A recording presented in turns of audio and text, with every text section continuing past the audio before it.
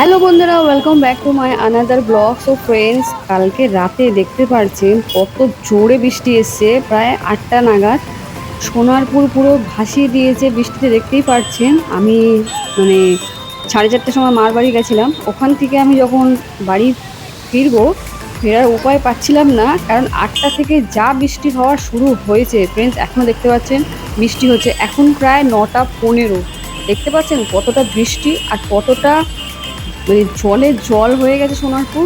এই first time আমি দেখলাম যে সোনারপুর এতটা জলে ভেসে গেছে। তো ফ্রেন্ডস, এইটা তো মানে কি বলবো আর। আমি যখন জলে হাঁটছি আমার মনে হচ্ছিল আমি সমুদ্র সৈকতে হাঁটছি। যাই হোক, খুব দারুণ এক্সপিরিয়েন্সটা রইলো। মানে জলে, বৃষ্টির জলে ভেজাটার একটা আনন্দ, আর এরকম ড্রেনের জলগুলো পেরিয়ে পেরিয়ে একটু ঘোরাটাও খুব আনন্দই লাগে। যাই হোক, তারপর দেখতে পাচ্ছেন বিদ্যুৎ চমকাচ্ছে, আর আমার একটু কাজ ছিল বাইরে। দেখতে পাচ্ছেন এখনও ঝমঝম করে বৃষ্টি হয়েই যাচ্ছে, আর বিদ্যুৎ ফ্ল্যাশ করছে। আর এখানে সব অটোর জন্য লাইনে দাঁড়িয়েছে। এই সাইডটা অটোর জন্য রাজপুর আর বৈকুণ্ঠপুর, আর ওই সাইডটা দেখতে পাচ্ছেন অটো দাঁড়িয়েছে চণ্ডীতলার দিকে। ফ্রেন্ডস, দারুণ বৃষ্টি হয়েছে। এমন বৃষ্টি তাই কি বলবো, বৃষ্টি উপভোগ করার জন্য আমি বাইরে বেরিয়ে গেছিলাম। তারপরে আমার একটু কাজ সেরে আমি আবার দেখছেন ভিডিও করে আমি সবাইকে দেখাচ্ছি। দেখুন কতটা দারুণ লাগছে ওয়েদারটা সোনারপুরের। ফার্স্ট টাইম এই সোনারপুরের ওয়েদারটা আমি দেখলাম। এতটা বৃষ্টি মানে মানে 1-1.5 ঘন্টার বৃষ্টিতে এতটা সোনারপুর ভাসিয়ে দেবে, এটা কল্পনার বাইরে। যাই হোক ফ্রেন্ডস, আপনারা কমেন্ট করে জানান আপনাদের বাড়ির পাশে কি এরকম 1 ঘন্টা বৃষ্টিতে জলে জল হয়ে যায়। যাই হোক, খুব দারুণ এক্সপিরিয়েন্স হয়েছে। ছাতা নিয়ে বেরিয়ে গেছিলাম। এই যে আমি একটু দোকান দিকে যাচ্ছিলাম, তারপরে যে এত বৃষ্টি, জল পেরিয়ে পেরিয়ে যেতে হচ্ছে, কিছু করার নেই। আর ট্রেনের পচা জলগুলো পেরোতে আমার একদম ইচ্ছা করে না, কিছু করার নেই। বলে না পুকুরে নামলে সাঁতরাতে হবে, ঠিক সেরকমভাবেই যখন মানে কাজ আছে, দরকার আছে, তা কী করবো, ড্রেনের জল পেরিয়ে পেরিয়ে আমাকে দোকানের দিকে যেতে হচ্ছিলো। তারপরে আরেকবার আমি দেখিয়ে দিচ্ছি মার ঘরে যাওয়ার পথে। এই দেখুন, এখান থেকে স্টার্ট হচ্ছে জলের মানে নোংরা পচা জল। কিছু করার নেই, সমুদ্র সৈকত মনে করে আমি এগিয়ে পড়ছি। পুরীতে যেরকমভাবে আমি জলে হাঁটছিলাম, ঠিক সেরকম মনে করে আমি এখানেও একটু হাঁটা দিচ্ছি। কিছু করার নেই, পুরো জলে জল হয়ে গেছে এখানে ফ্রেন্ডস। শুধু ভালো জল না, বাথরুমের জলগুলো সব এখানে মানে এক হয়েছে। সব জায়গার জলগুলো এক হয়ে এখানে হয়েছে ফ্রেন্ডস। এরকম বৃষ্টিতে আগেও হতো যখন, তখন আমি আমার ঘরের জানলার থেকে একটা মানে মাছ ধরার একটা দড়ি করে মাছ ধরার মতন মানে খেলতাম। এইখানে দেখবেন একটা দাদা ভাই ওরকমই জলের মধ্যে মাছ ধরার চেষ্টা করছে। আর কতটা জল দেখতে পাচ্ছেন থানার সামনে, এই যে কতটা জল। সত্যি মানে ওয়ার্ল্ড রেকর্ড ভেঙে দিয়েছে এই যে সোনারপুর থানা স্টেশন। কতটা জল দেখতে পাচ্ছেন। আর একটুখানি যদি হতো তাহলে মনে হয় থানা অবধি জল চলেই যেত। মায়ের ঘরের সামনে সব মানে জলে ভেসে গেছে। এরকম হয়েছিল যে রাস্তায় নয়, আমাদের পাড়ায় হয়েছিল, মানে পুকুরে জলটা পুরো ঘরে এসে পুরো আমাদের পাড়াটা থই থই করছিল জলের মধ্যে। কিন্তু এইখানে রাস্তাটা পুরো ডুবে গেছে। এই যে দেখতে পাচ্ছি ভালোই বৃষ্টি হয়েছে,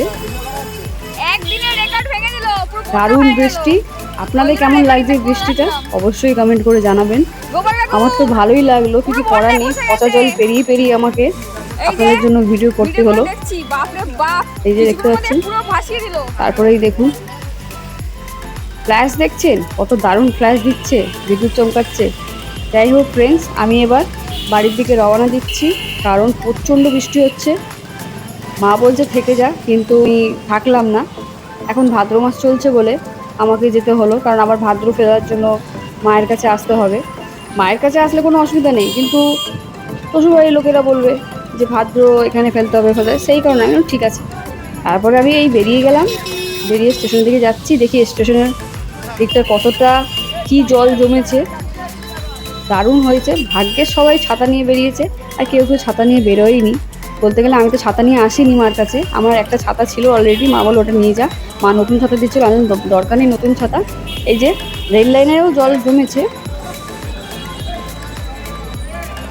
যাই হোক, ভালোই বৃষ্টি হলো। এবার আমি আস্তে আস্তে এগিয়ে পড়ছি স্টেশনের ওপর দিকে।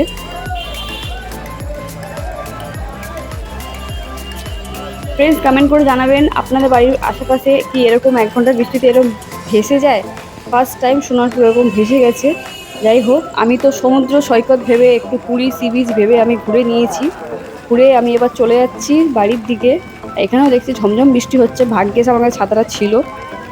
এই যে এবার ট্রেন এসে পড়ছে, আমি এবার ট্রেনে করে চলে যাবো বাড়ির দিকে। আর ফ্রেন্ডস, আমাদের সুভাষ গ্রামে একটুখানি বৃষ্টিতেই মানে কন্টিনিউ বৃষ্টি হলে জল তো জমেই যায়, রাস্তায় পুরো জল জমে যায়। কিন্তু সোনারপুরে এক্সপেক্ট করিনি এরকম। কিন্তু সোনারপুরে মানে 1-1.5 ঘন্টার বৃষ্টিতে যা হয়েছে, সেই দৃশ্যগুলো তো আপনাদের সঙ্গে শেয়ার করলাম। তো ফ্রেন্ডস, আমার ভিডিও আপনাদের কেমন লেগেছে অবশ্যই কমেন্ট করে জানাবেন। আর আমার চ্যানেলটাকে সাবস্ক্রাইব করে নেবেন, like share and subscribe. Please যারা নতুন দর্শকরা আছেন তারা আমার চ্যানেলটাকে অবশ্যই সাবস্ক্রাইব করে পাশে থাকা বেল আইকনটাকে প্রেস করে দেবেন, যাতে আমি আরও নতুন নতুন ভিডিও বানাই আপনাদের জন্য, যাতে আপনাদের মোবাইলে নোটিফিকেশানে সেই ভিডিওগুলো পৌঁছাতে পারে। সো ফ্রেন্ডস, ট্রেন ছেড়ে দিয়েছে সোনারপুর থেকে, দেখতেই পাচ্ছেন। আস্তে আস্তে এগিয়ে পড়ছে সুভাষগ্রামের দিকে। আর একটু বৃষ্টির ওয়েদারগুলো আপনাদের সঙ্গে এখানে শেয়ার করলাম।